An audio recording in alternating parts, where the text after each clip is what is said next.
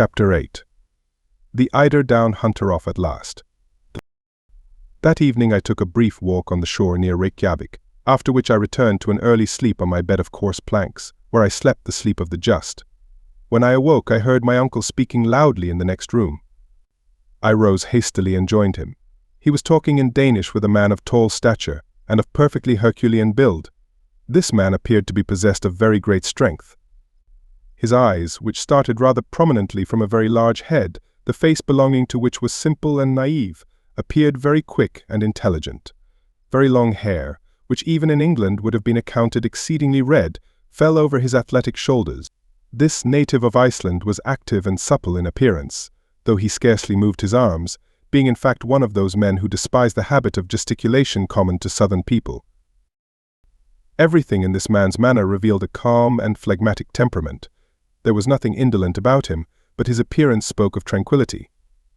He was one of those who never seemed to expect anything from anybody, who liked to work when he thought proper, and whose philosophy nothing could astonish or trouble. I began to comprehend his character, simply from the way in which he listened to the wild and impassioned verbiage of my worthy uncle. While the excellent professor spoke sentence after sentence, he stood with folded arms, utterly still, motionless to all my uncle's gesticulations. When he wanted to say no, he moved his head from left to right. When he acquiesced, he nodded, so slightly that you could scarcely see the undulation of his head. This economy of motion was carried to the length of avarice. Judging from his appearance, I should have been a long time before I had suspected him to be what he was, a mighty hunter. Certainly his manner was not likely to frighten the game. How, then, did he contrive to get at his prey? My surprise was slightly modified when I knew that this tranquil and solemn personage was only a hunter of the eider duck, the down of which is, after all, the greatest source of the Icelander's wealth. In the early days of summer, the female of the eider, a pretty sort of duck, builds its nest amid the rocks of the fjords, the name given to all narrow gulfs in Scandinavian countries with which every part of the island is indented. No sooner has the eider duck made her nest than she lines the inside of it with the softest down from her breast. Then comes the hunter or trader, taking away the nest. The poor bereaved female begins her task over again, and this continues as long as any eider down is to be found. When she can find no more, the male bird sets to work to see what he can do. As, however, his down is not so soft, and has therefore no commercial value, the hunter does not take the trouble to rob him of his nest lining. The nest is accordingly finished, the eggs are laid, the little ones are born, and next year the harvest of eider down is again collected. Now, as the eider duck never selects steep rocks or aspects to build its nest, but rather sloping and low cliffs near to the sea, the Icelandic hunter can carry on his trade operations without much difficulty. He is like a farmer who has neither to plow, to sow, nor to harrow, only to collect his harvest.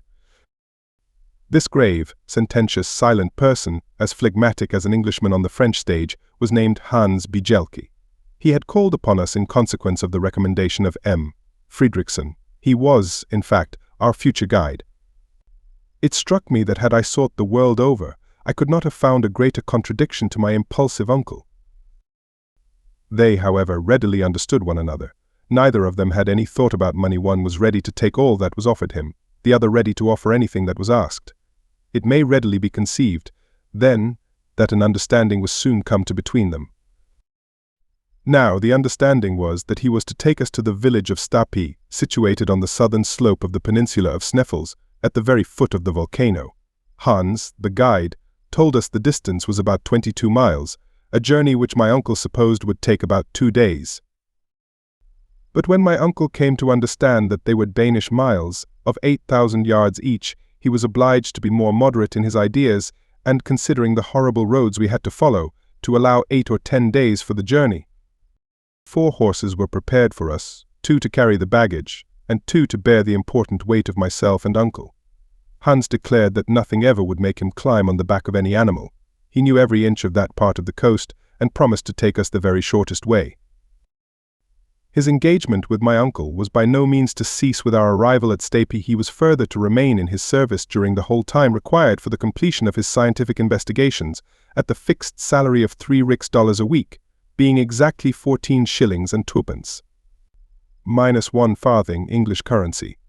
One stipulation, however, was made by the guide: the money was to be paid to him every Saturday night, failing which, his engagement was at an end. The day of our departure was fixed.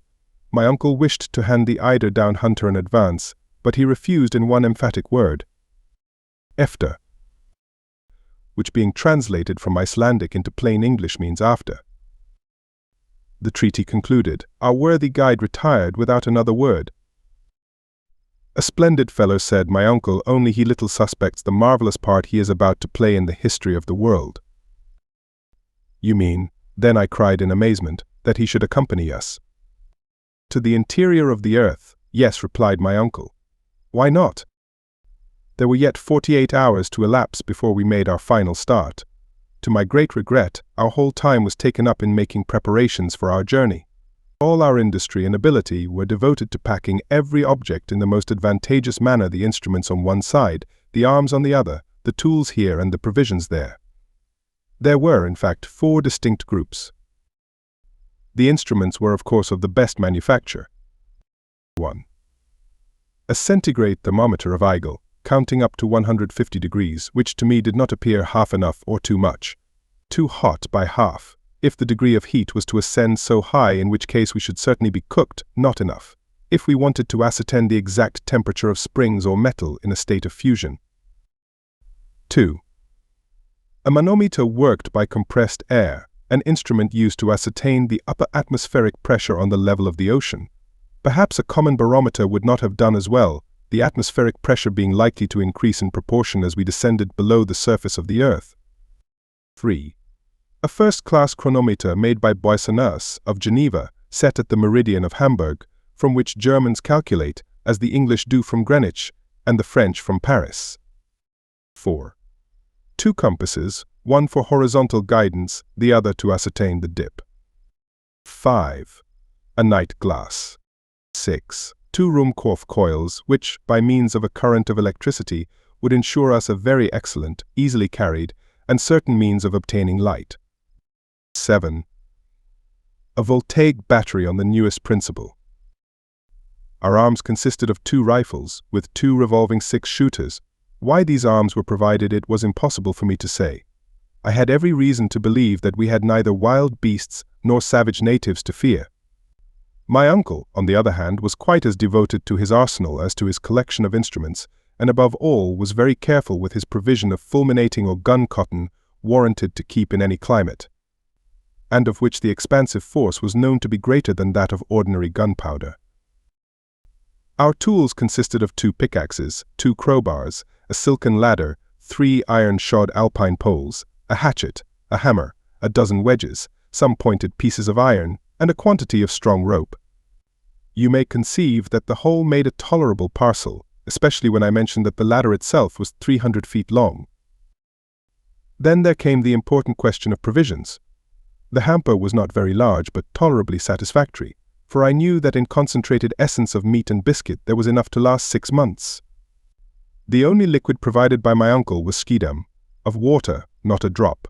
We had, however, an ample supply of gourds, and my uncle counted on finding water, and enough to fill them, as soon as we commenced our downward journey.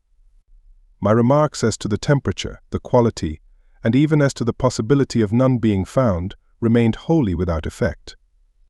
To make up the exact list of our traveling gear for the guidance of future travelers, add that we carried a medicine and surgical chest with all apparatus necessary for wounds, fractures and blows, lint, scissors, lancets, in fact, a perfect collection of horrible-looking instruments. A number of vials containing ammonia, alcohol, ether, goulard water, aromatic vinegar, in fact, every possible and impossible drug. Finally, all the materials for working the Ruhmkorff coil. My uncle had also been careful to lay in a goodly supply of tobacco, several flasks of very fine gunpowder, boxes of tinder, besides a large belt crammed full of notes and gold. Good boots rendered watertight were to be found to the number of 6 in the toolbox. "My boy, with such clothing, with such boots, and such general equipment," said my uncle, in a state of rapturous delight, "we may hope to travel far." It took a whole day to put all these matters in order. In the evening we dined with Baron Trampy, in company with the mayor of Reykjavik, and Dr. Heiltalen, the great medical man of Iceland. Fridriksson was not present, and I was afterwards sorry to hear that he and the governor did not agree on some matters connected with the administration of the island. Unfortunately, the consequence was that I did not understand a word that was said at dinner, a kind of semi-official reception. One thing I can say, my uncle never left off speaking. The next day our labor came to an end. Our worthy host delighted my uncle, Professor Hardwigg, by giving him a good map of Iceland, a most important and precious document for a mineralogist. Our last evening was spent in a long conversation with M. Fredriksson, whom I liked very much, the more that I never expected to see him or anyone else again. After this agreeable way of spending an hour or so, I tried to sleep. In vain, with the exception of a few dozes, my night was miserable. At 5 o'clock in the morning I was awakened from the only real half-hour's sleep of the night by the loud neighing of horses under my window. I hastily dressed myself and went down into the street. Hans was engaged in putting the finishing stroke to our baggage, which he did in a silent, quiet way that won my admiration, and yet he did it admirably well. My uncle wasted a great deal of breath in giving him directions, but worthy Hans took not the slightest notice of his words. At 6 o'clock all our preparations were completed, and M. Fredriksson shook hands heartily with us. My uncle thanked him warmly, in the Icelandic language, for his kind hospitality, speaking truly from the heart. As for myself, I put together a few of my best Latin phrases and paid him the highest compliments I could. This fraternal and friendly duty performed, we sallied forth and mounted our horses. As soon as we were quite ready, M. Fredriksson advanced, and by way of farewell, called after me in the words of Virgil, words which appeared to have been made for us, travelers starting for an uncertain destination. Et quacunque viam dederit fortuna sicumur. And whithersoever way thou goest, may fortune follow. Chapter 9. Our start we meet with adventures by the way. The weather was overcast but settled. When we commenced our adventurous and perilous journey, we had neither to fear fatiguing heat nor drenching rain. It was in fact real tourist weather. As there was nothing I liked better than horse exercise, the pleasure of riding through an unknown country caused the early part of our enterprise to be particularly agreeable to me. I began to enjoy the exhilarating delight of traveling, a life of desire, gratification, and liberty. The truth is that my spirits rose so rapidly that I began to be indifferent to what had once appeared to be a terrible journey. After all, I said to myself, what do I risk? Simply to take a journey through a curious country, to climb a remarkable mountain, and if the worst comes to the worst, to descend into the crater of an extinct volcano. There could be no doubt that this was all this terrible Saknussemm had done. As to the existence of a gallery, or of subterraneous passages leading into the interior of the earth, the idea was simply absurd, the hallucination of a distempered imagination. All, then, that may be required of me I will do cheerfully, and will create no difficulty. It was just before we left Reykjavik that I came to this decision. Hans, our extraordinary guide, went first, walking with a steady, rapid, unvarying step. Our two horses with the luggage followed of their own accord, without requiring whip or spur. My uncle and I came behind, cutting a very tolerable figure upon our small but vigorous animals. Iceland is one of the largest islands in Europe. It contains 30,000 square miles of surface and has about 70,000 inhabitants. Geographers have divided it into 4 parts, and we had to cross the southwest quarter, which in the vernacular is called Sudvesturfjordungur. Hans, on taking his departure from Reykjavik, had followed the line of the sea. We took our way through poor and sparse meadows, which made a desperate effort every year to show a little green. They very rarely succeed in a good show of yellow. The rugged summits of the rocky hills were dimly visible on the edge of the horizon. Through the misty fogs, every now and then some heavy flakes of snow showed conspicuous in the morning light, while certain lofty and pointed rocks were first lost in the grey low clouds, their summits clearly visible above, like jagged reefs rising from a troublous sea. Every now and then a spur of rock came down through the arid ground, leaving us scarcely room to pass. Our horses, however, appeared not only well acquainted with the country, but by a kind of instinct knew which was the best road. My uncle had not even the satisfaction of urging forward his steed by whip, spur, or voice. It was utterly useless to show any signs of impatience. I could not help smiling to see him look so big on his little horse, his long legs now, and then touching the ground made him look like a 6-footed centaur. good beast, he would cry. I assure you that I begin to think no animal is more intelligent than an Icelandic horse. Snow, tempest, impracticable roads, rocks, icebergs, nothing stops him. He is brave, he is sober, he is safe, he never makes a false step, never glides or slips from his path. I dare to say that if any river, any fjord has to be crossed, and I have no doubt there will be many, you will see him enter the water without hesitation like an amphibious animal and reach the opposite side in safety. We must not, however, attempt to hurry him, we must allow him to have his own way. And I will undertake to say that between us we shall do our 10 leagues a day. We may do so, was my reply, but what about our worthy guide? I have not the slightest anxiety about him. That sort of people go ahead without knowing even what they are about. Look at Hans. He moves so little that it is impossible for him to become fatigued. Besides, if he were to complain of weariness, he could have the loan of my horse. I should have a violent attack of the cramp if I were not to have some sort of exercise. My arms are right, but my legs are getting a little stiff. All this while we were advancing at a rapid pace. The country we had reached was already nearly a desert. Here and there could be seen an isolated farm, some solitary burgh or Icelandic house, built of wood, earth, fragments of lava looking like beggars on the highway of life.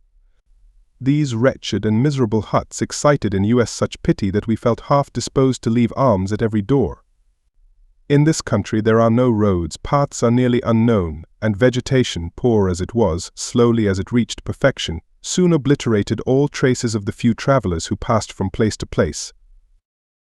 Nevertheless, this division of the province, situated only a few miles from the capital, is considered one of the best cultivated and most thickly peopled in all Iceland. What, then, must be the state of the less known and more distant parts of the island? After traveling fully half a Danish mile, we had met neither a farmer at the door of his hut, nor even a wandering shepherd with his wild and savage flock. A few stray cows and sheep were only seen occasionally. What, then, must we expect when we come to the upheaved regions, to the districts broken and roughened from volcanic eruptions and subterraneous commotions? We were to learn this all in good time. I saw, however, on consulting the map, that we avoided a good deal of this rough country by following the winding and desolate shores of the sea. In reality, the great volcanic movement of the island and all its attendant phenomena are concentrated in the interior of the island there, horizontal layers or strata of rocks, piled one upon the other, eruptions of basaltic origin, and streams of lava, have given this country a kind of supernatural reputation. Little did I expect, however, the spectacle which awaited us when we reached the peninsula of Sneffels, where agglomerations of nature's ruins form a kind of terrible chaos. Some 2 hours or more after we had left the city of Reykjavik, we reached the little town called Aðalkirkja, or the principal church.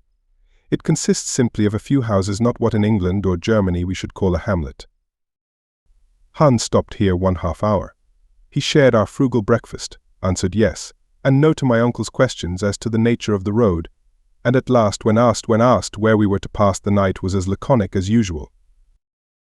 Gardar was his one-worded reply. I took occasion to consult the map to see where Gardar was to be found. After looking keenly, I found a small town of that name on the borders of the Hval fjord, about 4 miles from Reykjavik. I pointed this out to my uncle, who made a very energetic grimace. Only 4 miles out of 22. Why, it is only a little walk. He was about to make some energetic observation to the guide, but Hans, without taking the slightest notice of him, went in front of the horses and walked ahead with the same imperturbable phlegm he had always exhibited. 3 hours later, still traveling over those apparently interminable and sandy prairies, we were compelled to go round the Kollafjord, an easier and shorter cut than crossing the gulfs. Shortly after, we entered a place of communal jurisdiction called Ejulberg, and the clock of which would then have struck 12, if any Icelandic church had been rich enough to possess so valuable and useful an article. These sacred edifices are, however, very much like these people, who do without watches and never miss them.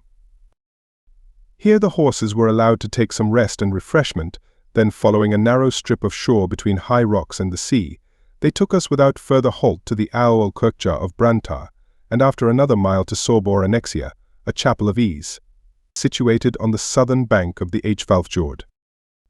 It was 4 o'clock in the evening, and we had travelled 4 Danish miles, about equal to 20 English. The fjord was in this place about half a mile in width. The sweeping and broken waves came rolling in upon the pointed rocks. The gulf was surrounded by rocky walls, a mighty cliff, 3,000 feet in height, remarkable for its brown strata, separated here and there by beds of tufa of a reddish hue.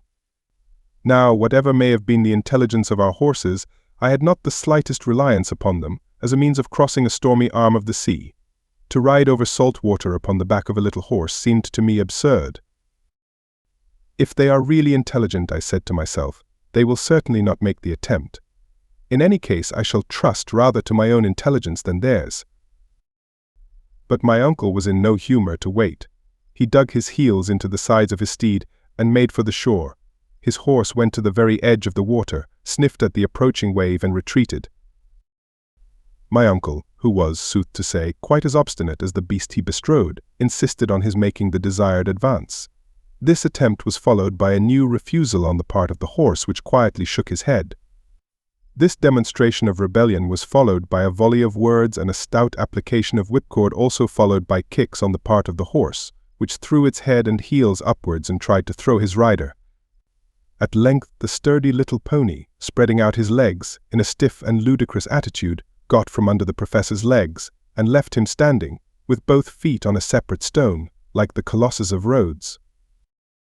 "Wretched animal," cried my uncle, suddenly transformed into a foot passenger, and as angry and ashamed as a dismounted cavalry officer on the field of battle.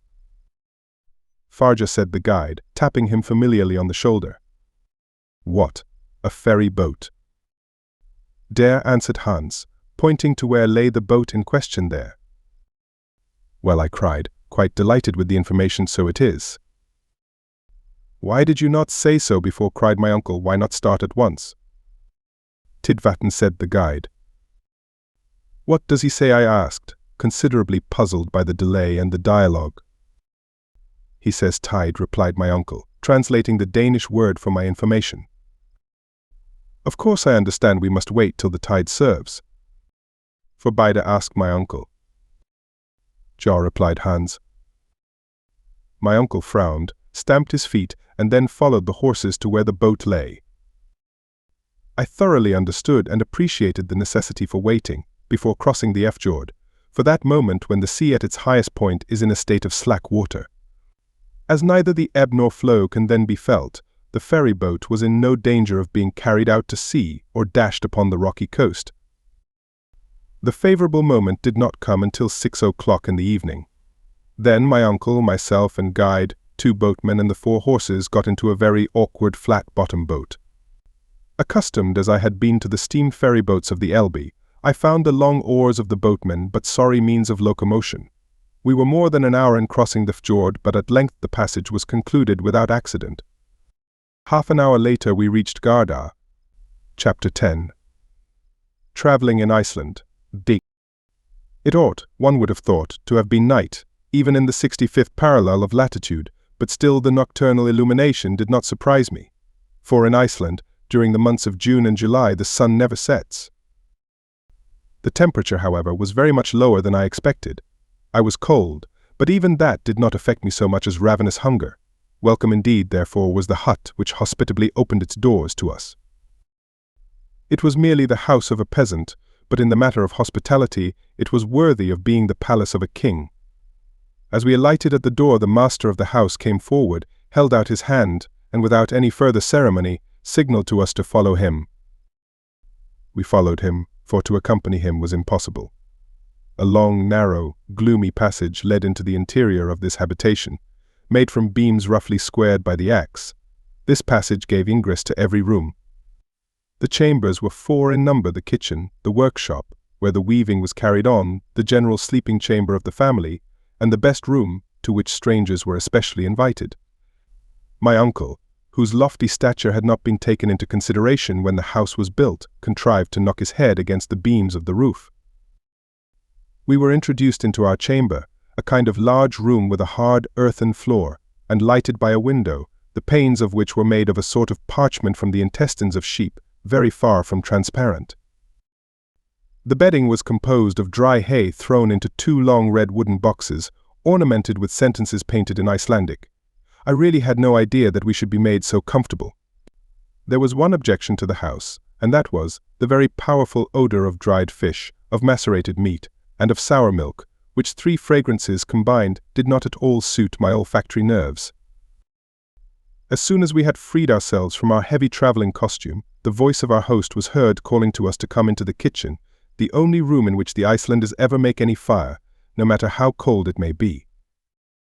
My uncle, nothing loath, hastened to obey this hospitable and friendly invitation.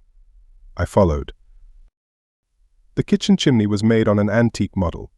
A large stone standing in the middle of the room was the fireplace above. In the roof was a hole for the smoke to pass through. This apartment was kitchen, parlor, and dining room all in one. On our entrance, our worthy host, as if he had not seen us before, advanced ceremoniously, uttered a word which means be happy, and then kissed both of us on the cheek. His wife followed, pronounced the same word, with the same ceremonial, then the husband and wife, placing their right hands upon their hearts, bowed profoundly. This excellent Icelandic woman was the mother of 19 children, who, little and big, rolled, crawled, and walked about in the midst of volumes of smoke arising from the angular fireplace in the middle of the room. Every now and then I could see a fresh white head and a slightly melancholy expression of countenance peering at me through the vapor. Both my uncle and myself, however, were very friendly with the whole party, and before we were aware of it, there were 3 or 4 of these little ones on our shoulders, as many on our boxes, and the rest hanging about our legs. Those who could speak kept crying out Salve tu in every possible and impossible key. Those who did not speak only made all the more noise. This concert was interrupted by the announcement of supper. At this moment our worthy guide, the eider duck hunter, came in after seeing to the feeding and stabling of the horses, which consisted in letting them loose to browse on the stunted green of the Icelandic prairies. There was little for them to eat, but moss and some very dry and innutritious grass. Next day they were ready before the door, some time before we were. "Welcome," said Hans. Then, tranquilly, with the air of an automaton, without any more expression in one kiss than another, he embraced the host and hostess and their 19 children. This ceremony concluded to the satisfaction of all parties. We all sat down to table, that is 24 of us, somewhat crowded. Those who were best off had only 2 juveniles on their knees. As soon, however, as the inevitable soup was placed on the table, the natural taciturnity, common even to Icelandic babies, prevailed over all else. Our host filled our plates with a portion of lichen soup of Iceland moss, of by no means disagreeable flavor, an enormous lump of fish floating in sour butter. After that there came some skyr, a kind of curds and whey, served with biscuits and juniper berry juice. To drink, we had blanda, skimmed milk with water. I was hungry, so hungry, that by way of dessert I finished up with a basin of thick oaten porridge. As soon as the meal was over, the children disappeared, whilst the grown people sat around the fireplace, on which was placed turf, heather, cow dung and dried fish bones. As soon as everybody was sufficiently warm, a general dispersion took place, all retiring to their respective couches. Our hostess offered to pull off our stockings and trousers, according to the custom of the country, but as we graciously declined to be so honored, she left us to our bed of dry fodder. Next day, at 5 in the morning, we took our leave of these hospitable peasants. My uncle had great difficulty in making them accept a sufficient and proper remuneration. Hans then gave the signal to start. We had scarcely got 100 yards from Garda when the character of the country changed. The soil began to be marshy and boggy, and less favorable to progress. To the right, the range of mountains was prolonged indefinitely like a great system of natural fortifications, of which we skirted the glacis. We met with numerous streams and rivulets which it was necessary to ford, and that without wetting our baggage. As we advanced, the deserted appearance increased, and yet now and then we could see human shadows flitting in the distance. When a sudden turn of the track brought us within easy reach of one of these spectres, I felt a sudden impulse of disgust at the sight of a swollen head, with shining skin, utterly without hair, and whose repulsive and revolting wounds could be seen through his rags. The unhappy wretches never came forward to beg. On the contrary, they ran away, not so quick, however, but that Hans was able to salute them with the universal salve tu. "Spitelsk," said he. "A leper," explained my uncle. The very sound of such a word caused a feeling of repulsion. The horrible affliction known as leprosy, which has almost vanished before the effects of modern science, is common in Iceland. It is not contagious but hereditary, so that marriage is strictly prohibited to these unfortunate creatures. These poor lepers did not tend to enliven our journey, the scene of which was inexpressibly sad and lonely. The very last tufts of grassy vegetation appeared to die at our feet. Not a tree was to be seen, except a few stunted willows about as big as blackberry bushes. Now and then we watched a falcon soaring in the grey and misty air, taking his flight towards warmer and sunnier regions. I could not help feeling a sense of melancholy come over me. I sighed for my own native land, and wished to be back with Gretchen. We were compelled to cross several little fjords, and at last came to a real gulf. The tide was at its height, and we were able to go over at once and reach the hamlet of Alftanes about a mile farther. That evening, after fording the Alfa and the Hetta, 2 rivers rich in trout and pike, we were compelled to pass the night in a deserted house, worthy of being haunted by all the fays of Scandinavian mythology. The King of Cold had taken up his residence there, and made us feel his presence all night. The following day was remarkable by its lack of any particular incidents. Always the same damp and swampy soil, the same dreary uniformity, the same sad and monotonous aspect of scenery. In the evening, having accomplished the half of our projected journey, we slept at the annexia of Chrysolbdit. For a whole mile we had under our feet nothing but lava. This disposition of the soil is called hron. The crumbled lava on the surface was in some instances like ship cables stretched out horizontally. In others, coiled up in heaps, an immense field of lava came from the neighboring mountains, all extinct volcanoes, but whose remains showed what once they had been. Here and there could be made out the steam from hot water springs. There was no time, however, for us to take more than a cursory view of these phenomena. We had to go forward with what speed we might. Soon the soft and swampy soil again appeared under the feet of our horses, while at every 100 yards we came upon one or more small lakes. Our journey was now in a westerly direction. We had, in fact, swept round the great bay of Faxa, and the twin white summits of Sneffels rose to the clouds at a distance of less than 5 miles. The horses now advanced rapidly. The accidents and difficulties of the soil no longer checked them. I confess that fatigue began to tell severely upon me, but my uncle was as firm and as hard as he had been on the first day. I could not help admiring both the excellent professor and the worthy guide, for they appeared to regard this rugged expedition as a mere walk. On Saturday, the 20th June, at 6 o'clock in the evening, we reached Budia, a small town picturesquely situated on the shore of the ocean, and here the guide asked for his money. My uncle settled with him immediately. It was now the family of Hans himself, that is to say, his uncles, his cousins German, who offered us hospitality.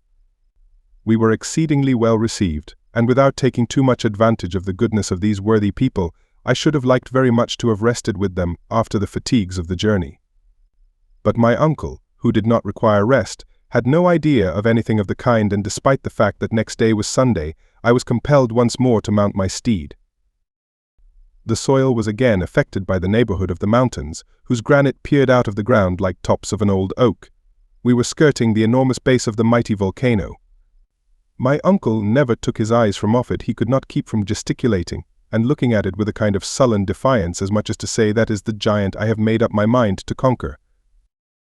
After 4 hours of steady traveling, the horses stopped of themselves before the door of the presbytery of Stapy. Chapter 11. We reach Mount Sneffels the Reykjir. Stapy is a town consisting of 30 huts, built on a large plain of lava, exposed to the rays of the sun, reflected from the volcano. It stretches its humble tenements along the end of a little fjord, surrounded by a basaltic wall of the most singular character. Basalt is a brown rock of igneous origin. It assumes regular forms, which astonish by their singular appearance. Here we found nature proceeding geometrically, and working quite after a human fashion, as if she had employed the plummet line, the compass, and the rule. If elsewhere she produces grand artistic effects by piling up huge masses without order or connection, if elsewhere we see truncated cones, imperfect pyramids, with an odd succession of lines here, as if wishing to give a lesson in regularity and preceding the architects of the early ages. She has erected a severe order of architecture, which neither the splendors of Babylon nor the marvels of Greece ever surpassed. I had often heard of the Giant's Causeway in Ireland and of Fingal's Cave in one of the Hebrides, but the grand spectacle of a real basaltic formation had never yet come before my eyes. This at Stapy gave us an idea of one in all its wonderful beauty and grace. The wall of the fjord, like nearly the whole of the peninsula, consisted of a series of vertical columns in height about 30 feet. These upright pillars of stone of the finest proportions supported an archivolt of horizontal columns which formed a kind of half-vaulted roof above the sea. At certain intervals, and below this natural basin, the eye was pleased and surprised by the sight of oval openings through which the outward waves came thundering in volleys of foam. Some banks of basalt, torn from their fastenings by the fury of the waves, lay scattered on the ground like the ruins of an ancient temple ruins eternally young, over which the storms of ages swept without producing any perceptible effect. This was the last stage of our journey. Hans had brought us along with fidelity and intelligence, and I began to feel somewhat more comfortable when I reflected that he was to accompany us still farther on our way. When we halted before the house of the rector, a small and incommodious cabin, neither handsome nor more comfortable than those of his neighbors, I saw a man in the act of shoeing a horse, a hammer in his hand, and a leathern apron tied round his waist. "Be happy," said the eider-down hunter, using his national salutation in his own language. "God dag good day," replied the former, in excellent Danish. "Kirkerherde," cried Hans, turning round and introducing him to my uncle. The rector repeated, "The worthy professor, it appears, my dear Harry, that this worthy man is the rector, and is not above doing his own work." During the speaking of these words, the guide intimated to the Kirkherde what was the true state of the case. The good man, ceasing from his occupation, gave a kind of halloo, upon which a tall woman, almost a giantess, came out of the hut. She was at least 6 feet high, which in that region is something considerable. My first impression was one of horror. I thought she had come to give us the Icelandic kiss. I had, however, nothing to fear, for she did not even show much inclination to receive us into her house. The room devoted to strangers appeared to me to be by far the worst in the presbytery. It was narrow, dirty, and offensive. There was, however, no choice about the matter. The rector had no notion of practicing the usual cordial and antique hospitality. Far from it. Before the day was over, I found we had to deal with a blacksmith, a fisherman, a hunter, a carpenter, anything but a clergyman. It must be said in his favor that we had caught him on a weekday. Probably he appeared to greater advantage on the Sunday. These poor priests receive from the Danish government a most ridiculously inadequate salary, and collect 1/4 of the tithe of their parish, not more than 60 marks current, or about L310s, sterling. Hence the necessity of working to live. In truth, we soon found that our host did not count civility among the cardinal virtues.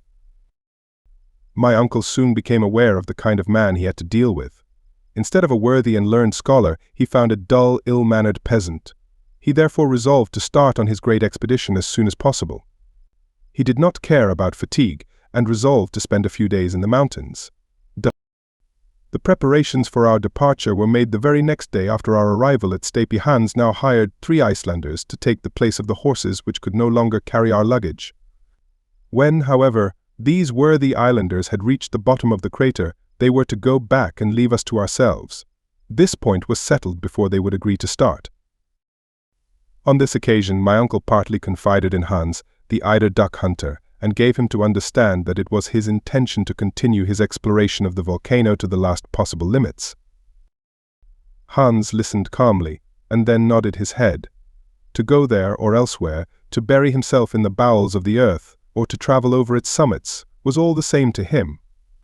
As for me, amused and occupied by the incidents of travel, I had begun to forget the inevitable future, but now I was once more destined to realize the actual state of affairs. What was to be done? Run away. But if I really had intended to leave Professor Hardwigg to his fate, it should have been at Hamburg and not at the foot of Sneffels.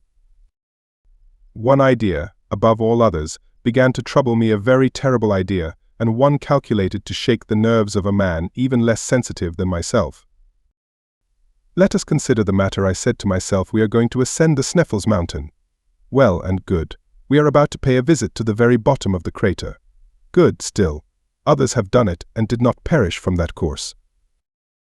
That, however, is not the whole matter to be considered. If a road does really present itself by which to descend into the dark and subterraneous bowels of Mother Earth, if this thrice unhappy Saknussemm has really told the truth. We shall be most certainly lost in the midst of the labyrinth of subterraneous galleries of the volcano. Now, we have no evidence to prove that Sneffels is really extinct. What proof have we that an eruption is not shortly about to take place, because the monster has slept soundly since 1219? Does it follow that he is never to wake? If he does wake, what is to become of us? These were questions worth thinking about, and upon them I reflected long and deeply. I could not lie down in search of sleep without dreaming of eruptions. The more I thought, the more I objected to be reduced to the state of dross and ashes. I could stand it no longer, so I determined at last to submit the whole case to my uncle, in the most adroit manner possible, and under the form of some totally irreconcilable hypothesis. I sought him. I laid before him my fears, and then drew back in order to let him get his passion over at his ease. "I have been thinking about the matter," he said, in the quietest tone in the world. What did he mean? Was he at last about to listen to the voice of reason? Did he think of suspending his projects? It was almost too much happiness to be true. I, however, made no remark. In fact, I was only too anxious not to interrupt him, and allowed him to reflect at his leisure. After some moments he spoke out. "I have been thinking about the matter," he resumed. "Ever since we have been at Stapi, my mind has been almost solely occupied with the grave question which has been submitted to me by yourself, for nothing would be unwiser and more inconsistent than to act with imprudence." "I heartily agree with you, my dear uncle," was my somewhat hopeful rejoinder. "It is now 600 years since Sneffels has spoken, but though now reduced to a state of utter silence, he may speak again. New volcanic eruptions are always preceded by perfectly well-known phenomena. I have closely examined the inhabitants of this region, I have carefully studied the soil. And I beg to tell you emphatically, my dear Harry, there will be no eruption at present." As I listened to his positive affirmations, I was stupefied and could say nothing. "I see you doubt my word," said my uncle. "Follow me." I obeyed mechanically. Leaving the presbytery, the professor took a road through an opening in the basaltic rock, which led far away from the sea. We were soon in open country, if we could give such a name to a place all covered with volcanic deposits. The whole land seemed crushed under the weight of enormous stones of trap, of basalt, of granite, of lava, and of all other volcanic substances. I could see many spouts of steam rising in the air. These white vapors, called in the Icelandic language reykir, come from hot water fountains, and indicate by their violence the volcanic activity of the soil. Now the sight of these appeared to justify my apprehension. I was, therefore, all the more surprised and mortified when my uncle thus addressed me. "You see all this smoke, Harry, my boy?" "Yes, sir." "Well, as long as you see them thus, you have nothing to fear from the volcano." "How can that be?" "Be careful to remember this," continued the professor. "At the approach of an eruption, these spouts of vapor redouble their activity to disappear altogether during the period of volcanic eruption, for the elastic fluids, no longer having the necessary tension, seek refuge in the interior of the crater, instead of escaping through the fissures of the earth. If, then, the steam remains in its normal or habitual state, if their energy does not increase, and if you add to this the remark that the wind is not replaced by heavy atmospheric pressure and dead calm, you may be quite sure that there is no fear of any immediate eruption. But, enough, my boy. When science has sent forth her fiat, it is only to hear and obey." I came back to the house quite downcast and disappointed. My uncle had completely defeated me with his scientific arguments. Nevertheless, I had still one hope, and that was, when once we were at the bottom of the crater, that it would be impossible, in default of a gallery or tunnel, to descend any deeper, and this, despite all the learned Saknussemms in the world. I passed the whole of the following night with a nightmare on my chest, and after unheard of miseries and tortures, found myself in the very depths of the earth, from which I was suddenly launched into planetary space, under the form of an eruptive rock. Next day, June 23d, Hans calmly awaited us outside the presbytery with his 3 companions loaded with provisions, tools, and instruments. 2 iron shod poles, 2 guns, and 2 large game bags were reserved for my uncle and myself. Hans, who was a man who never forgot even the minutest precautions, had added to our baggage a large skin full of water as an addition to our gourds. This assured us water for 8 days. It was 9 o'clock in the morning when we were quite ready. The rector and his huge wife or servant, I never knew which, stood at the door to see us off. They appeared to be about to inflict on us the usual final kiss of the Icelanders. To our supreme astonishment, their adieu took the shape of a formidable bill, in which they even counted the use of the pastoral house, really and truly the most abominable and dirty place I ever was in. The worthy couple cheated and robbed us like a Swiss innkeeper, and made us feel, by the sum we had to pay, the splendors of their hospitality. My uncle, however, paid without bargaining. A man who had made up his mind to undertake a voyage into the interior of the earth is not the man to haggle over a few miserable rix-dollars. This important matter settled, Hans gave the signal for departure, and some few moments later we had left Stapi. Chapter 12. The Ascent of Mount Sneffels. The huge volcano, which was the first stage of our daring experiment, is above 5,000 feet high. Sneffels is the termination of a long range of volcanic mountains, of a different character to the system of the island itself. One of its peculiarities is its 2 huge pointed summits. From whence we started, it was impossible to make out the real outlines of the peak against the grey field of sky. All we could distinguish was a vast dome of white, which fell downwards from the head of the giant. The commencement of the great undertaking filled me with awe. Now that we had actually started, I began to believe in the reality of the undertaking. Our party formed quite a procession. We walked in single file, preceded by Hans, the imperturbable eider duck hunter. He calmly led us by narrow paths where 2 persons could by no possibility walk abreast. Conversation was wholly impossible. We had all the more opportunity to reflect and admire the awful grandeur of the scene around. Beyond the extraordinary basaltic wall of the fjord of Stapi, we found ourselves making our way through fibrous turf, over which grew a scanty vegetation of grass, the residuum of the ancient vegetation of the swampy peninsula. The vast mass of this combustible, the field of which as yet is utterly unexplored, would suffice to warm Iceland for a whole century. This mighty turf pit, measured from the bottom of certain ravines, is often not less than 70 feet deep, and presents to the eye the view of successive layers of black burned-up rocky detritus, separated by thin streaks of porous sandstone. The grandeur of the spectacle was undoubted, as well as its arid and deserted air. As a true nephew of the great Professor Hardwigg, and despite my preoccupation and doleful fears of what was to come, I observed with great interest the vast collection of mineralogical curiosities spread out before me in this vast museum of natural history. Looking back to my recent studies, I went over in thought the whole geological history of Iceland. But this extraordinary and curious island must have made its appearance from out of the great world of waters at a comparatively recent date. Like the coral islands of the Pacific, it may, for aught we know, be still rising by slow and imperceptible degrees. If this really be the case, its origin can be attributed to only one cause, that of the continued action of subterranean fires. This was a happy thought. If so, if this were true, away with the theories of Sir Humphrey Davy, away with the authority of the parchment of Arne Saknussemm, the wonderful pretensions to discovery on the part of my uncle, and to our journey. All must end in smoke. Charmed with the idea, I began more carefully to look about me. A serious study of the soil was necessary to negative or confirm my hypothesis. I took in every item of what I saw, and I began to comprehend the succession of phenomena which had preceded its formation. Iceland, being absolutely without sedimentary soil, is composed exclusively of volcanic tufa, that is to say, of an agglomeration of stones and of rocks of a porous texture. Long before the existence of volcanoes, it was composed of a solid body of massive trap rock lifted bodily and slowly out of the sea, by the action of the centrifugal force at work in the earth. The internal fires, however, had not as yet burst their bounds and flooded the exterior cake of Mother Earth with hot and raging lava.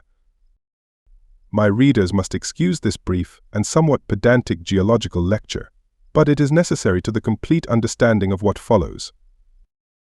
At a later period in the world's history, a huge and mighty fissure must, reasoning by analogy, have been dug diagonally from the southwest to the northeast of the island, through which by degrees flowed the volcanic crust.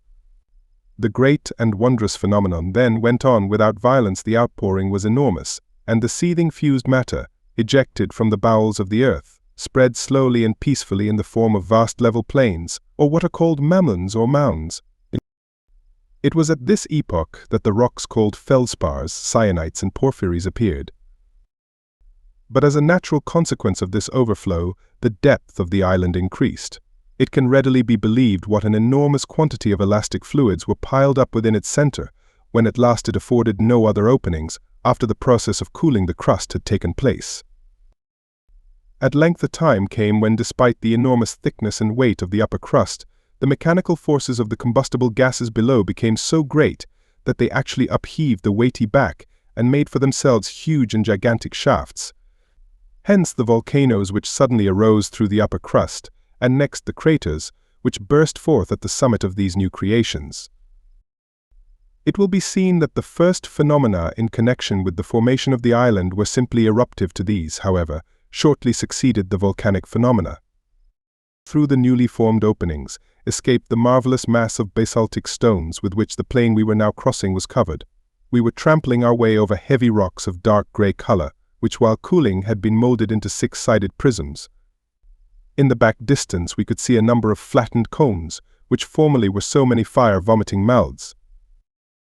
After the basaltic eruption was appeased and set at rest, the volcano, the force of which increased with that of the extinct craters, gave free passage to the fiery overflow of lava, and to the mass of cinders and pumice stone, now scattered over the sides of the mountain, like disheveled hair on the shoulders of a bacchante. Here, in a nutshell, I had the whole history of the phenomena from which Iceland arose. All take their rise in the fierce action of interior fires, and to believe that the central mass did not remain in a state of liquid fire, white-hot, was simply and purely madness.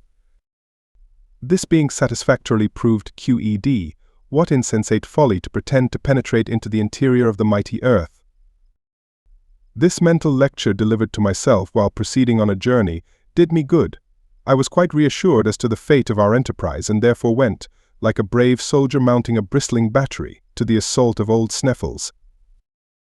As we advanced, the road became every moment more difficult. The soil was broken and dangerous. The rocks broke and gave way under our feet, and we had to be scrupulously careful in order to avoid dangerous and constant falls. Hans advanced as calmly as if he had been walking over Salisbury Plain. Sometimes he would disappear behind huge blocks of stone, and we momentarily lost sight of him. There was a little period of anxiety, and then there was a shrill whistle, just to tell us where to look for him. Occasionally he would take it into his head to stop to pick up lumps of rock, and silently pile them up into small heaps, in order that we might not lose our way on our return. He had no idea of the journey we were about to undertake. At all events, the precaution was a good one, though how utterly useless and unnecessary, but I must not anticipate. 3 hours of terrible fatigue, walking incessantly, had only brought us to the foot of the great mountain. This will give some notion of what we had still to undergo. Suddenly, however, Hans cried a halt, that is, he made signs to that effect, and a summary kind of breakfast was laid out on the lava before us. My uncle, who now was simply Professor Hardwigg, was so eager to advance that he bolted his food like a greedy clown. This halt for refreshment was also a halt for repose. The professor was therefore compelled to wait the good pleasure of his imperturbable guide, who did not give the signal for departure for a good hour. The 3 Icelanders, who were as taciturn as their comrade, did not say a word but went on eating and drinking very quietly and soberly. From this, our first real stage, we began to ascend the slopes of the Sneffels volcano. Its magnificent snowy nightcap, as we began to call it, by an optical delusion very common in mountains, appeared to me to be close at hand, and yet how many long weary hours must elapse before we reached its summit. What unheard of fatigue must we endure! The stones on the mountainside, held together by no cement of soil, bound together by no roots or creeping herbs, gave way continually under our feet, and went rushing below into the plains, like a series of small avalanches.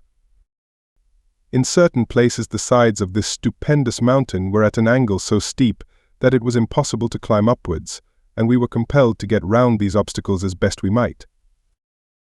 Those who understand alpine climbing will comprehend our difficulties. Often we were obliged to help each other along by means of our climbing poles. I must say this for my uncle, that he stuck as close to me as possible. He never lost sight of me, and on many occasions his arm supplied me with firm and solid support. He was strong, wiry, and apparently insensible to fatigue. Another great advantage with him was that he had the innate sentiment of equilibrium, for he never slipped or failed in his steps. The Icelanders, though heavily loaded, climbed with the agility of mountaineers. Looking up, every now and then, at the height of the great volcano of Sneffels, it appeared to me wholly impossible to reach to the summit on that side at all events, if the angle of inclination did not speedily change. Fortunately, after an hour of unheard-of fatigues, and of gymnastic exercises that would have been trying to an acrobat, we came to a vast field of ice, which wholly surrounded the bottom of the cone of the volcano. The natives called it the tablecloth, probably from some such reason as the dwellers in the Cape of Good Hope call their mountain Table Mountain, and their roads Table Bay. Here, to our mutual surprise, we found an actual flight of stone steps, which wonderfully assisted our ascent. This singular flight of stairs was, like everything else, volcanic.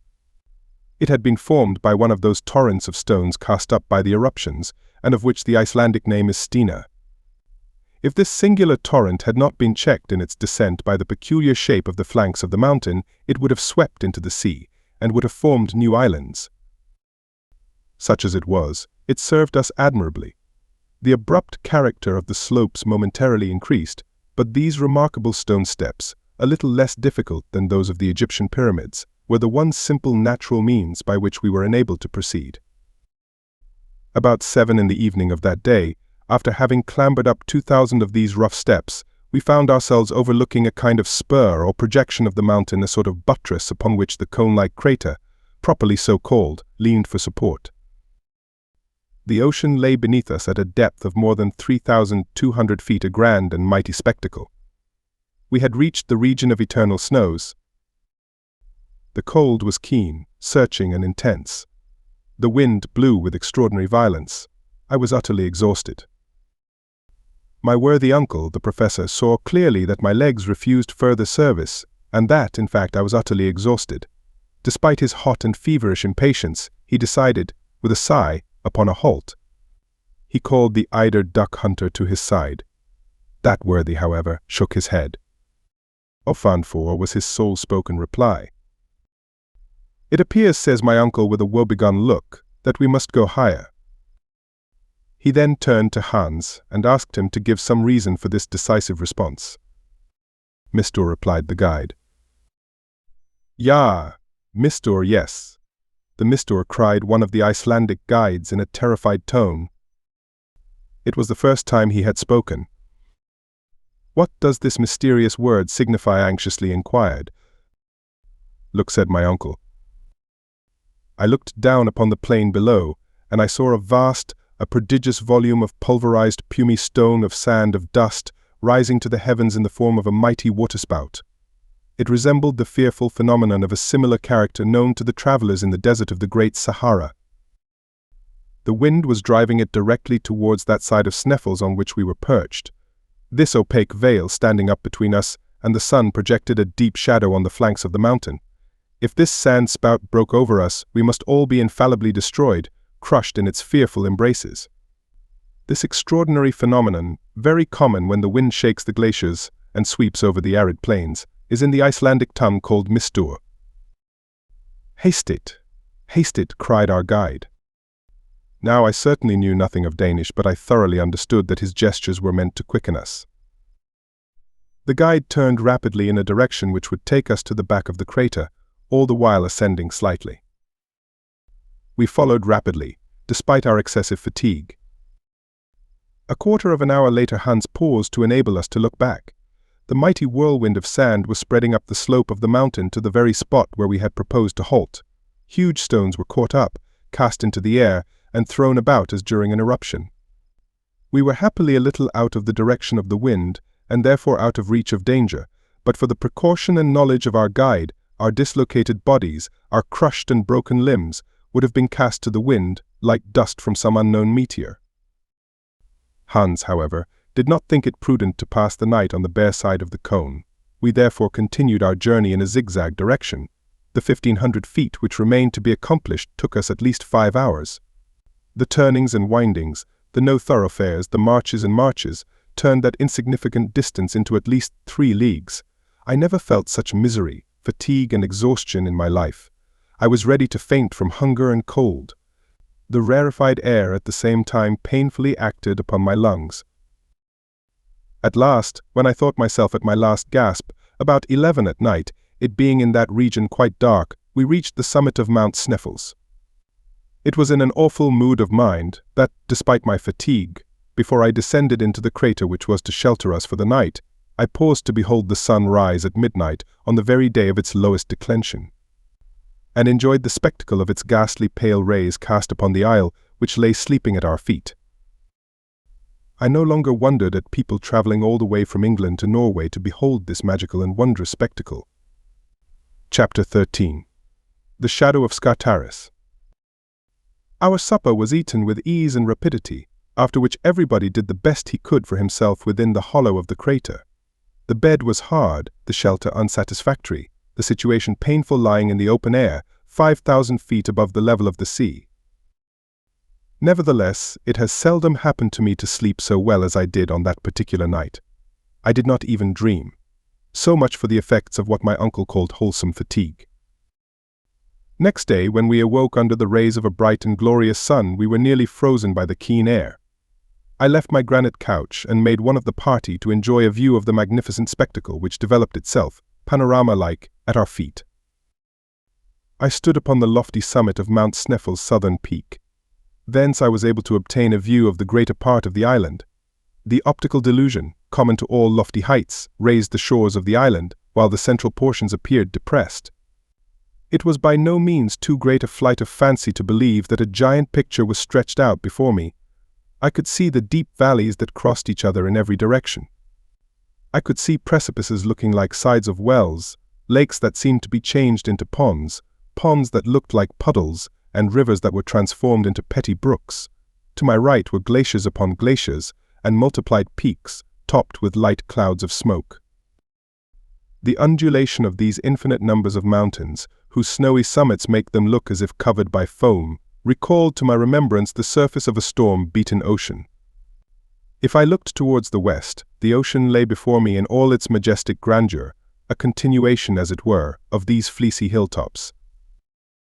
Where the earth ended and the sea began, it was impossible for the eye to distinguish. I soon felt that strange and mysterious sensation which is awakened in the mind when looking down from lofty hilltops, and now I was able to do so without any feeling of nervousness, having fortunately hardened myself to that kind of sublime contemplation. I wholly forgot who I was and where I was. I became intoxicated with a sense of lofty sublimity, without thought of the abysses into which my daring was soon about to plunge me. I was presently, however, brought back to the realities of life by the arrival of the professor and Hans, who joined me upon the lofty summit of the peak. My uncle, turning in a westerly direction, pointed out to me a light cloud of vapor, a kind of haze, with a faint outline of land rising out of the waters. "Greenland," said he. "Greenland," cried I in reply. "Yes," continued my uncle, who always, when explaining anything, spoke as if he were in a professor's chair. "We are not more than 35 leagues distant from that wonderful land. When the great annual breakup of the ice takes place, white bears come over to Iceland, carried by the floating masses of ice from the north. This, however, is a matter of little consequence. We are now on the summit of the transcendent Sneffels, and here are its 2 peaks, north and south. Hans will tell you the name by which the people of Iceland call that on which we stand." My uncle turned to the imperturbable guide, who nodded and spoke as usual one word: "Scartaris." My uncle looked at me with a proud and triumphant glance. "A crater," he said, "you hear?" I did hear, but I was totally unable to make reply. The crater of Mount Sneffels represented an inverted cone, the gaping orifice apparently half a mile across the depth indefinite feet. Conceive what this hole must have been like when full of flame and thunder and lightning. The bottom of the funnel-shaped hollow was about 500 feet in circumference, by which it will be seen that the slope from the summit to the bottom was very gradual, and we were therefore clearly able to get there without much fatigue or difficulty. Involuntarily I compared this crater to an enormous loaded cannon, and the comparison completely terrified me. to descend into the interior of a cannon, I thought to myself, when perhaps it is loaded and will go off at the least shock, is the act of a madman. But there was no longer any opportunity for me to hesitate. Hans, with a perfectly calm and indifferent air, took his usual post at the head of the adventurous little band. I followed without uttering a syllable. I felt like the lamb led to the slaughter. In order to render the descent less difficult, Hans took his way down the interior of the cone in rather a zigzag fashion, making, as the sailors say, long tracks to the eastward, followed by equally long ones to the west. It was necessary to walk through the midst of eruptive rocks, some of which, shaken in their balance, went rolling down with thundering clamor to the bottom of the abyss. These continual falls awoke echoes of singular power and effect. Many portions of the cone consisted of inferior glaciers. Hans, whenever he met with one of these obstacles, advanced with a great show of precaution, sounding the soil with his long iron pole, in order to discover fissures and layers of deep soft snow. In many doubtful or dangerous places, it became necessary for us to be tied together by a long rope in order that should any one of us be unfortunate enough to slip, he would be supported by his companions. This connecting link was doubtless a prudent precaution, but not by any means unattended with danger. Nevertheless, and despite all the manifold difficulties of the descent, along slopes with which our guide was wholly unacquainted, we made considerable progress without accident. One of our great parcels of rope slipped from one of the Iceland porters and rushed by a short cut to the bottom of the abyss. By midday we were at the end of our journey. I looked upwards and saw only the upper orifice of the cone, which served as a circular frame to a very small portion of the sky, a portion which seemed to me singularly beautiful. Should I ever again gaze on that lovely sunlit sky? The only exception to this extraordinary landscape was the peak of Scartaris, which seemed lost in the great void of the heavens. The bottom of the crater was composed of 3 separate shafts, through which, during periods of eruption, when Sneffels was in action, the great central furnace sent forth its burning lava and poisonous vapors.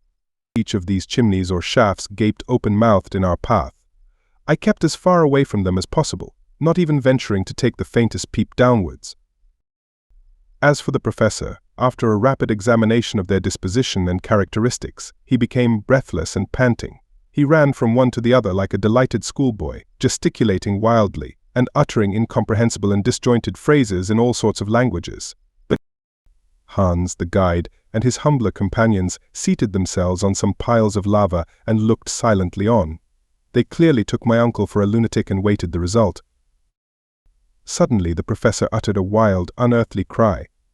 At first I imagined he had lost his footing and was falling headlong into one of the yawning gulfs. Nothing of the kind. I saw him, his arms spread out to their widest extent, his legs stretched apart, standing upright before an enormous pedestal, high enough and black enough to bear a gigantic statue of Pluto. His attitude and mien were that of a man utterly stupefied. But his stupefaction was speedily changed to the wildest joy. "Harry! Harry! Come here," he cried, "make haste, wonderful, wonderful." Unable to understand what he meant, I turned to obey his commands. Neither Hans nor the other Icelanders moved a step. "Look," said the professor, in something of the manner of the French general, pointing out the pyramids to his army.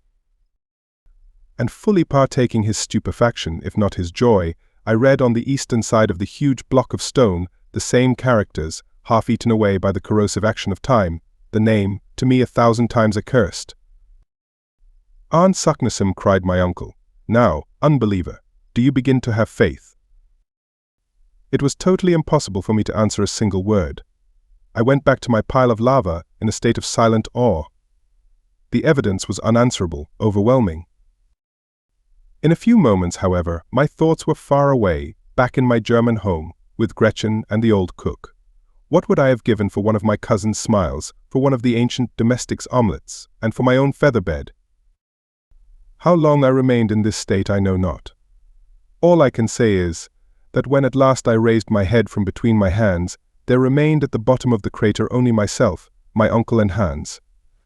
The Icelandic porters had been dismissed, and were now descending the exterior slopes of Mount Sneffels on their way to Stapi.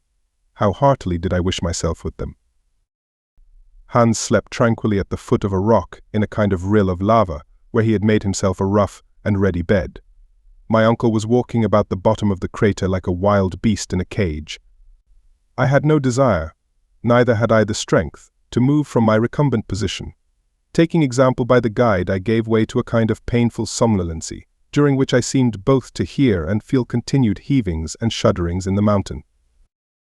In this way we passed our first night in the interior of a crater. Next morning, a grey, cloudy, heavy sky hung like a funereal pall over the summit of the volcanic cone. I did not notice it so much from the obscurity that reigned around us, as from the rage with which my uncle was devoured. I fully understood the reason, and again a glimpse of hope made my heart leap with joy. I will briefly explain the cause. Of the 3 openings which yawned beneath our steps, only one could have been followed by the adventurous Saknussemm. According to the words of the learned Icelander, it was only to be known by that one particular mentioned in the cryptograph that the shadow of Scartaris fell upon it, just touching its mouth in the last days of the month of June. We were, in fact, to consider the pointed peak as the stylus of an immense sun-dial, the shadow of which pointed on one given day, like the inexorable finger of fate, to the yawning chasm which led into the interior of the earth. Now, as often happens in these regions, should the sun fail to burst through the clouds, no shadow, consequently no chance of discovering the right aperture. We had already reached the 25th June. If the kindly heavens would only remain densely clouded for 6 more days, we should have to put off our voyage of discovery for another year, when certainly there would be 1 person fewer in the party. I already had sufficient of the mad and monstrous enterprise.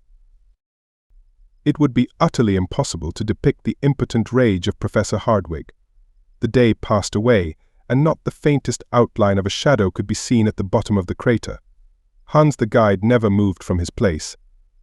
He must have been curious to know what we were about, if indeed he could believe we were about anything. As for my uncle, he never addressed a word to me. He was nursing his wrath to keep it warm, his eyes fixed on the black and foggy atmosphere, his complexion hideous with suppressed passion. Never had his eyes appeared so fierce, his nose so aquiline, his mouth so hard and firm. On the 26th, no change for the better. A mixture of rain and snow fell during the whole day. Hans very quietly built himself a hut of lava, into which he retired like Diogenes into his tub. I took a malicious delight in watching the 1,000 little cascades that flowed down the side of the cone, carrying with them at times a stream of stones into the vasty deep below. My uncle was almost frantic, to be sure. It was enough to make even a patient man angry. He had reached to a certain extent the goal of his desires, and yet he was likely to be wrecked in port. But if the heavens and the elements are capable of causing us much pain and sorrow, there are 2 sides to a medal, and there was reserved for Professor Hardwigg a brilliant and sudden surprise which was to compensate him for all his sufferings. Next day the sky was still overcast, but on Sunday, the 28th, the last day but 2 of the month, with a sudden change of wind and a new moon, there came a change of weather. The sun poured its beaming rays to the very bottom of the crater. Each hillock, every rock, every stone, every asperity of the soil had its share of the luminous effulgence, and its shadow fell heavily on the soil. Among others, to his insane delight, the shadow of Scartaris was marked and clear, and moved slowly with the radiant start of day. My uncle moved with it in a state of mental ecstasy. At 12 o'clock exactly, when the sun had attained its highest altitude for the day, the shadow fell upon the edge of the central pit. "Here it is," gasped the professor in an agony of joy. "Here it is, we have found it. Forward, my friends, into the interior of the earth." I looked curiously at Hans to see what reply he would make to this terrific announcement. "Forut," said the guide tranquilly. "Forward it is," answered my uncle, who was now in the 7th heaven of delight. When we were quite ready, our watches indicated 13 minutes past 1. Chapter 14.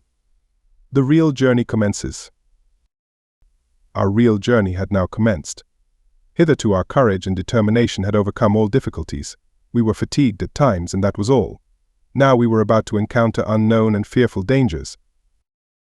I had not as yet ventured to take a glimpse down the horrible abyss into which in a few minutes more I was about to plunge. The fatal moment had, however, at last arrived. I had still the option of refusing or accepting a share in this foolish and audacious enterprise. But I was ashamed to show more fear than the eider duck hunter. Hans seemed to accept the difficulties of the journey so tranquilly, with such calm indifference, with such perfect recklessness of all danger, that I actually blushed to appear less of a man than he. Had I been alone with my uncle, I should certainly have sat down and argued the point fully, but in the presence of the guide I held my tongue. I gave one moment to the thought of my charming cousin, and then I advanced to the mouth of the central shaft.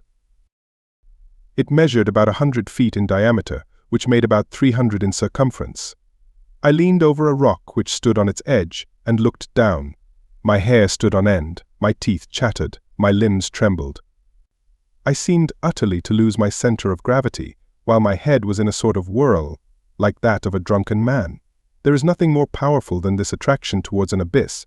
I was about to fall headlong into the gaping well, when I was drawn back by a firm and powerful hand. It was that of Hans. I had not taken lessons enough at the Frelsers Erk of Copenhagen in the art of looking down from lofty eminences without blinking. However, few as the minutes were during which I gazed down this tremendous and even wondrous shaft, I had a sufficient glimpse of it to give me some idea of its physical conformation. Its sides, which were almost as perpendicular as those of a well, presented numerous projections which doubtless would assist our descent. It was a sort of wild and savage staircase without banister or fence. A rope fastened above, near the surface, would certainly support our weight and enable us to reach the bottom, but how, when we had arrived at its utmost depth, were we to loosen it above? This was, I thought, a question of some importance. My uncle, however, was one of those men who are nearly always prepared with expedients. He hit upon a very simple method of obviating this difficulty. He unrolled a cord about as thick as my thumb, and at least 400 feet in length. He allowed about half of it to go down the pit and catch in a hitch over a great block of lava which stood on the edge of the precipice. This done, he threw the second half after the first. Each of us could now descend by catching the two cords in one hand. When about 200 feet below, all the explorer had to do was to let go one end and pull away at the other, when the cord would come falling at his feet. In order to go down farther, all that was necessary was to continue the same operation. This was a very excellent proposition, and no doubt a correct one. Going down appeared to me easy enough. It was the coming up again that now occupied my thoughts. "Now," said my uncle, as soon as he had completed this important preparation, "let us see about the baggage. It must be divided into 3 separate parcels, and each of us must carry one on his back. I allude to the more important and fragile articles." My worthy and ingenious uncle did not appear to consider that we came under the denomination. "Hans," he continued, "you will take charge of the tools and some of the provisions. You, Harry, must take possession of another third of the provisions and of the arms. I will load myself with the rest of the eatables and with the more delicate instruments." "But," I exclaimed, "our clothes, this mass of cord and ladders, who will undertake to carry them down?" "They will go down of themselves." "And how so?" I asked. "You shall see." My uncle was not fond of half measures, nor did he like anything in the way of hesitation. Giving his orders to Hans, he had the whole of the non-fragile articles made up into one bundle, and the packet, firmly and solidly fastened, was simply pitched over the edge of the gulf. I heard the moaning of the suddenly displaced air, and the noise of falling stones. My uncle, leaning over the abyss, followed the descent of his luggage with a perfectly self-satisfied air, and did not rise until it had completely disappeared from sight. "Now then," he cried, "it is our turn." I put it in good faith, to any man of common sense was it possible to hear this energetic cry without a shudder. The professor fastened his case of instruments on his back. Hans took charge of the tools, I of the arms. The descent then commenced in the following order. Hans went first, my uncle followed, and I went last. Our progress was made in profound silence, a silence only troubled by the fall of pieces of rock, which, breaking from the jagged sides, fell with a roar into the depths below. I allowed myself to slide, so to speak, holding frantically on the double cord with one hand, and with the other keeping myself off the rocks by the assistance of my iron shod pole. One idea was all the time impressed upon my brain. I feared that the upper support would fail me. The cord appeared to me far too fragile to bear the weight of 3 such persons as we were, with our luggage. I made as little use of it as possible, trusting to my own agility and doing miracles in the way of feats of dexterity and strength upon the projecting shelves and spurs of lava which my feet seemed to clutch as strongly as my hands. The guide went first, I have said, and when one of the slippery and frail supports broke from under his feet, he had recourse to his usual monosyllabic way of speaking. "Gif, a Kate." "Attention, look out," repeated my uncle. In about half an hour we reached a kind of small terrace formed by a fragment of rock projecting some distance from the sides of the shaft. Hans now began to haul upon the cord on one side only, the other going as quietly upward as the other came down. It fell at last, bringing with it a shower of small stones, lava and dust, a disagreeable kind of rain or hail. While we were seated on this extraordinary bench, I ventured once more to look downwards. With a sigh, I discovered that the bottom was still wholly invisible.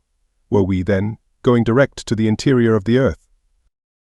The performance with the cord recommenced, and a quarter of an hour later we had reached to the depth of another 200 feet. I have very strong doubts if the most determined geologist would, during that descent, have studied the nature of the different layers of earth around him. I did not trouble my head much about the matter whether we were among the combustible carbon, Silurians, or primitive soil. I neither knew nor cared to know. Not so the inveterate professor. He must have taken notes all the way down, for at one of our halts he began a brief lecture. "The farther we advance," said he, "the greater is my confidence in the result. The disposition of these volcanic strata absolutely confirms the theories of Sir Humphrey Davy. We are still within the region of the primordial soil. The soil in which took place the chemical operation of metals becoming inflamed by coming in contact with the air and water. I at once regret the old and now forever exploded theory of a central fire. At all events, we shall soon know the truth." Such was the everlasting conclusion to which he came. I, however, was very far from being in humor to discuss the matter. I had something else to think of. My silence was taken for consent, and still we continued to go down. At the expiration of 3 hours we were, to all appearance, as far off as ever from the bottom of the well. When I looked upwards, however, I could see that the upper orifice was every minute decreasing in size. The sides of the shaft were getting closer and closer together. We were approaching the regions of eternal night. And still we continued to descend. At length I noticed that when pieces of stone were detached from the sides of this stupendous precipice, they were swallowed up with less noise than before. The final sound was sooner heard. We were approaching the bottom of the abyss. As I had been very careful to keep account of all the changes of chord which took place, I was able to tell exactly what was the depth we had reached, as well as the time it had taken. We had shifted the rope 28 times, each operation taking a quarter of an hour, which in all made 7 hours. To this had to be added 28 pauses, in all 10 hours and a half. We started at 1. It was now therefore about 11 o'clock at night.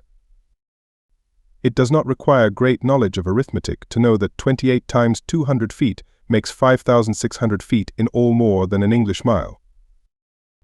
While I was making this mental calculation, a voice broke the silence. It was the voice of Hans. "Halt," he cried. I checked myself very suddenly, just at the moment when I was about to kick my uncle on the head. "We have reached the end of our journey," said the worthy professor in a satisfied tone. "What, the interior of the earth?" said I, slipping down to his side. "No, you stupid fellow. But we have reached the bottom of the well." "And I suppose there is no farther progress to be made," I hopefully exclaimed. "Oh yes, I can dimly see a sort of tunnel, which turns off obliquely to the right. At all events, we must see about that tomorrow. Let us sup now, and seek slumber as best we may." I thought it time, but made no observations on that point. I was fairly launched on a desperate course, and all I had to do was to go forward hopefully and trustingly. It was not even now quite dark, the light filtering down in a most extraordinary manner. We opened the provision bag, ate a frugal supper, and each did his best to find a bed amid the pile of stones, dirt, and lava which had accumulated for ages at the bottom of the shaft. I happened to grope out the pile of ropes, ladders, and clothes which we had thrown down, and upon them I stretched myself. After such a day's labor, my rough bed seemed as soft as down. For a while I lay in a sort of pleasant trance. Presently, After lying quietly for some minutes, I opened my eyes and looked upwards. As I did so, I made out a brilliant little dot at the extremity of this long, gigantic telescope. It was a star without scintillating rays. According to my calculation, it must be Beta in the constellation of the Little Bear. After this little bit of astronomical recreation, I dropped into a sound sleep.